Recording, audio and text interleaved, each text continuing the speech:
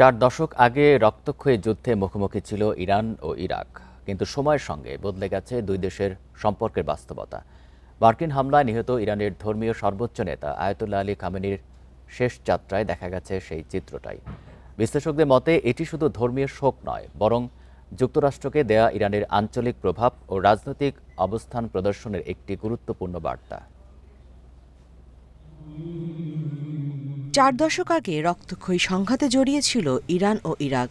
তবে যুক্তরাষ্ট্র ও ইসরায়েলি হামলায় নিহত ইরানের সর্বোচ্চ ধর্মীয় নেতা আয়াতুল্লাহ আলী খামেনির শেষ যাত্রায় ছিল না সেই দ্বৈরথের লেশমাত্র, বরং ইরাকের শোকযাত্রায় লাখো মানুষের উপস্থিতি জানান দিয়েছে মধ্যপ্রাচ্যে বদলে যাওয়া ভূ রাজনীতির গুরুত্বপূর্ণ বার্তা।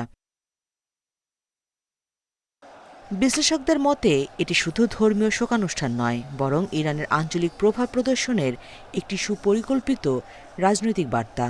শিয়া মুসলিমদের জন্য গুরুত্বপূর্ণ কেন্দ্র ইরাকের নাজাফ ও কারবালায় এ আয়োজনের মাধ্যমে তেহরান দেখিয়েছে যুদ্ধের অতীত পেরিয়ে বাগদাদে তাদের ধর্মীয় ও রাজনৈতিক প্রভাব এখনও শক্তিশালী।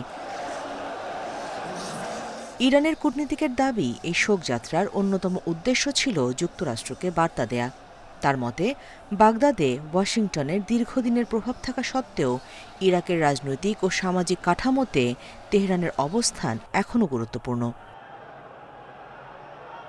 অন্যান্য বিশ্লেষকরা বলছেন, ইরাকের প্রধানমন্ত্রীর যুক্তরাষ্ট্র সফরের আগে এই বিশাল জনসমাগমের মাধ্যমে ইরান যুক্তরাষ্ট্রকে দেখিয়ে দিতে চেয়েছে ইরাক তাদের আঞ্চলিক কৌশলের গুরুত্বপূর্ণ অংশ।